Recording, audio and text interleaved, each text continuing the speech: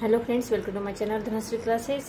आजच्या व्हिडिओमध्ये आपण क्लास 6 मंथन याचा जो पेपर सेट आहे, क्वेश्चन पेपर सेट 2 मराठीचा, तो आपण आज इथे सॉल्व करणार आहोत। मागच्या व्हिडिओमध्ये आपण क्वेश्चन पेपर फर्स्ट मराठीचा तो आपण इथे बघितलेला आहे, त्यामध्ये पार्ट 1 मराठी हा आपण सॉल्व केलेला आहे।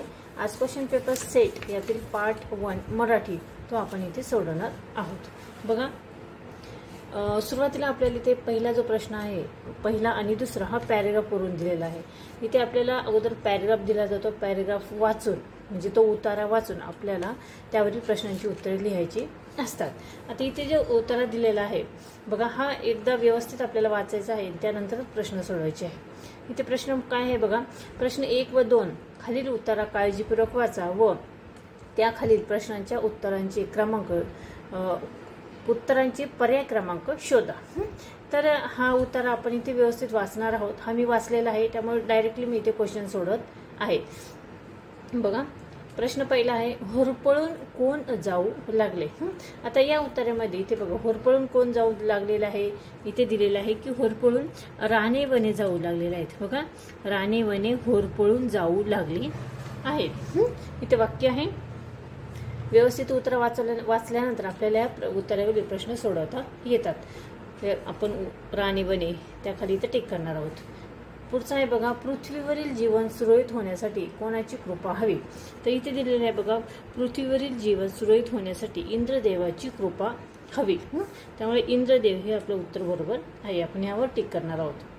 ठीक आहे, पुढचा प्रश्न आहे बघा, प्रश्न 3 व 4 खालील कविता वाचा व त्यावरील प्रश्नांची उत्तरे पर्यायातून शोधा। नंतर प्रश्न क्रमांक 3 आणि प्रश्न क्रमांक 4 हे या कवितेवरून दिलेले आहेत। इथे कविता आपल्याला व्यवस्थित वाचायची आहे आणि त्यानंतरच प्रश्न सोडवणार आहोत। ठीक आहे, कविता मी ती वाचलेली आहे। त्यानंतर इथे पुढचे जे 2 प्रश्न आहेत ते बघा कोणते विचारलेले आहेत की अंगण कशाने भरून आले।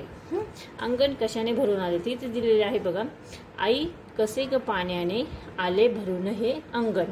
मग अंगण कशाने भरलेले आहे, पाण्याने। तर इथे 4 ऑप्शन दिलेले आहेत, तर त्यात पाण्याने हा आपला ऑप्शन बरोबर आहे, त्यावर आपण टिक करणार आहोत। पुढचा प्रश्न आहे, कोण रडत आहे। आता बघा, इथे दिलेलं आहे बघा, का ग रडते आकाश काल सकाळ पासून। म्हणजे कोण रडत आहे, तर आकाश रडत आहे।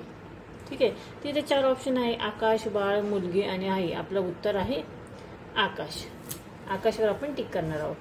पुढचा प्रश्न आहे, आता प्रश्न क्रमांक 5, पुल्लिंग व स्त्रीलिंग या दोन्ही लिंगात येणारा शब्द कोणता। आपले इथे 4 ऑप्शन दिलेले आहेत। यामधील असा एक शब्द आहे जो पुल्लिंग मध्ये सुद्धा तोच येतो आणि स्त्रीलिंग मध्ये सुद्धा तोच येतो।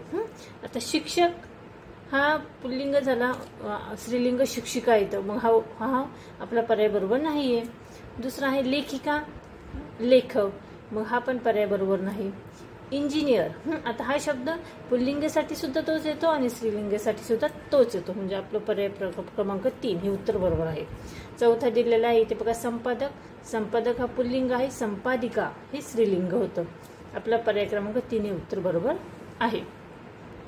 त्यानंतर पुढचा प्रश्न आहे बघा, नेहाला मराठीत 90 गुण मिळाले या वाक्यातील विशेषण कोणते। आता या वाक्यामध्ये बघा, नेहाला मराठीत 90 गुण मिळाले। गुण मिळाले, किती मिळाले, 90 मिळाले। मग या वाक्यातील विशेषण आहे 90। तो ऑप्शन क्रमांक 1 हे आपलं उत्तर आहे। पुढे आहे बघा, खालीलपैकी अनेकवचनी शब्द कोणता। अनेकवचनी शब्द सांगितलेला आहे, डोके हा एकवचनी आहे, मडके हे एकवचनी आहे, खेडे हे देखील एकवचनी आहे। पर्याय क्रमांक 4 वाडे, वाडा, वाडे। ठीक आहे, तर वाडे हे काय झालं, अनेकवचनी झालं, म्हणजे पर्याय क्रमांक 4 हे आपलं उत्तर बरोबर आहे। पुढचा प्रश्न बघूया, खालील वाक्यात चुकीचे विरामचिन्ह घातलेले वाक्य कोणते। आता हे चारही जे वाक्य दिलेले आहे, 4 पर्याय दिलेले आहेत, तर त्यातील पर्याय क्रमांक 3 हे जे वाक्य आहे, मला गुलाबाचे फूल आवडते, आणि त्यापुढे प्रश्नचिन्ह दिलेलं आहे, म्हणजे प्रश्नचिन्ह हे काय झाले आहे, चुकीचं आहे, म्हणजे चुकीचे विरामचिन्ह आहे। ऑप्शन क्रमांक 3 हे आपलं उत्तर बरोबर आहे। पुढचा प्रश्न आहे, खालीलपैकी अशुद्ध शब्द कोणता। तर आणि, बहीण, पाणी आणि गुणी यामधील पाणी हा अशुद्ध शब्द आहे, कारण न इथे बाणाचा हवा आहे आपल्याला, पाणी। पुढे बघा, खालीलपैकी कोणत्या वाक्प्रचाराचा अर्थ चुकीचा आहे। चुकीचा अर्थ कोणता आहे, नकार देणे म्हणजे टीका करणे, हे चुकीचा अर्थ झाला। ऑप्शन नंबर 1 आपला हा हे उत्तर बरोबर आहे. पुढे बघा, नव्याचे टिंबटिंब दिवस. तर नव्याचे किती दिवस असतात? 9 दिवस असतात. मग ऑप्शन नंबर 3. या म्हणीतील गाळलेला योग्य शब्द कोणता? तर 9 हा शब्द उत्तर आपलं बरोबर आहे. पुढे बघा, प्रश्न क्रमांक 12 व 13 खालील दिलेला संवाद वाचून त्यावेळी विचारलेल्या प्रश्नांचे उत्तरांचे पर्याय क्रमांक शोधा. आता इथे एक संवाद दिलेला आहे, तो वाचून आपल्याला प्रश्न 12 आणि 13 सोडवायचे आहे. हा संवाद मी ते वाचलेला आहे, त्यामुळे डायरेक्टली प्रश्न घेत आहे. प्रश्न क्रमांक 12 काय आहे? वर्गात हा शाक केव्हा पिकला? ऑप्शन इथे 4 दिलेले आहे. तर आपला जो ऑप्शन नंबर 2 आहे हे आपलं उत्तर बरोबर येतं. कसं? तर बघा, शिक्षकांनी डोक्यावरून हात फिरवल्यावर वर्गात एकच हाशा पिकला. इथे बघा, बालपणी जेव्हा आई माझे केस विसरायची ना, तेव्हा जीव नकोसा व्हायचा हिसक्याने, वाटायचे नको ती केस, असे म्हणत देशमुख सरांनी डोक्यावरून हात फिरवला, तेव्हा वर्गात एकच हाशा पिकला. कारण देशमुख सरांना काय होते? केस अजिबात नव्हते. बघा, पुढचा जो प्रश्न आहे, वरील संवाद कोठे घडला? तर वरील संवाद हा वर्गामध्ये घडला. ऑप्शन क्रमांक 3. त्यानंतर पुढचा प्रश्न आहे प्रश्न क्रमांक 14 ते 16. आता हे जे 3 प्रश्न आहेत ते कशावर आहे? तर सुसंगत वाक्यांचा परिच्छेद. म्हणजे 3ही प्रश्न हे एकमेकांना सुसंगत आहे. ज्यावेळेस असा प्रश्न विचारलेला असतो सुसंगत वाक्यांचा परिच्छेद, त्यावेळेस प्रश्न क्रमांक 3 हा आपल्याला इथे अगोदर सोडवायचा असतो. त्यानुसार आपण पहिले 2 प्रश्न इथे सोडवत असतो. असं जर केलं तर आपल्याला उत्तर पटकन सुटतं. आता ह्याचे 14, 15, 16 हे 3 प्रश्न सांगितलेले आहेत. तर यातील 16 क्रमांकाचा प्रश्न जो आहे तो आपण अगोदर बघूया. दसऱ्याच्या दिवशी टिंबटिंब पानांची पूजा करतात. दसऱ्याच्या दिवशी कोणत्या पानांची पूजा करतात? तर दसऱ्याच्या दिवशी आपट्याच्या पानाची पूजा करतात. आता इथे कोणता सण आला आहे? दसरा. आणि बघा, इथं या सणालाच टिंबटिंब असेही म्हणतात. दसऱ्याच्या सणाला काय म्हणतात? विजयादशमी म्हणतात. ठीक आहे. आणि आश्विन महिन्यात टिंबटिंब हा सण येतो. तर दसरा हा सण कोणत्या महिन्यात येतो? आश्विन महिन्यात येतो. म्हणजे ऑप्शन क्रमांक 1. ठीक आहे. आश्विन महिन्यात दसरा हा सण येतो. या सणालाच आपण विजयादशमी असे म्हणतो. आणि दसऱ्याच्या दिवशी आपट्याच्या पानांची पूजा करतात. आले लक्षात कशा पद्धतीने हा प्रश्न सोडवायचा? पुढचा प्रश्न बघूया. प्रश्न क्रमांक 17. जननी या शब्दाला समानार्थी शब्दांचा पर्याय क्रमांक शोधा. जननी म्हणजे माता. ऑप्शन क्रमांक 2.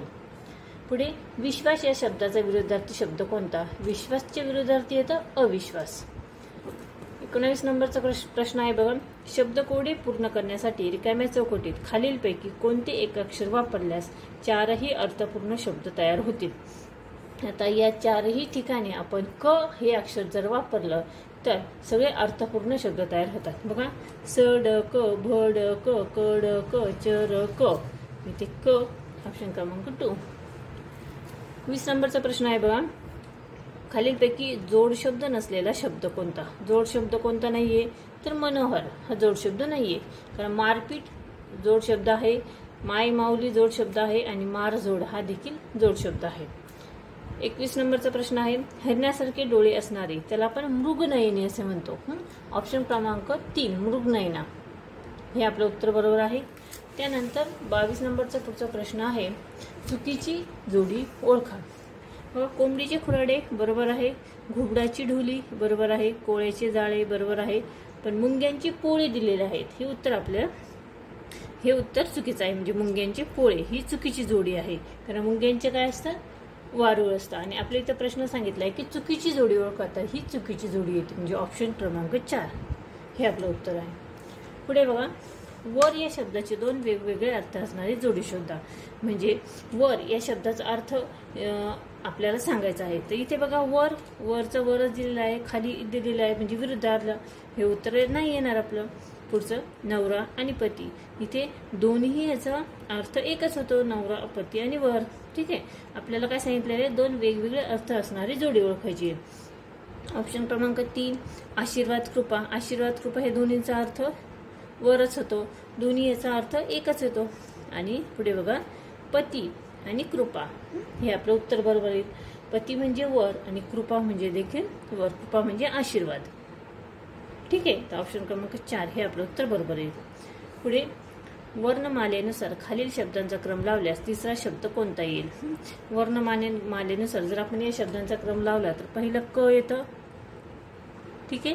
त्यानंतर काय येईल, क नंतर द येईल, त्यानंतर प आणि शेवटी स. मग 3 नंबरचं कोणतं येईल तर प, पण ती, म्हणजे ऑप्शन क्रमांक 1 हे आपलं उत्तर बरोबर आहे.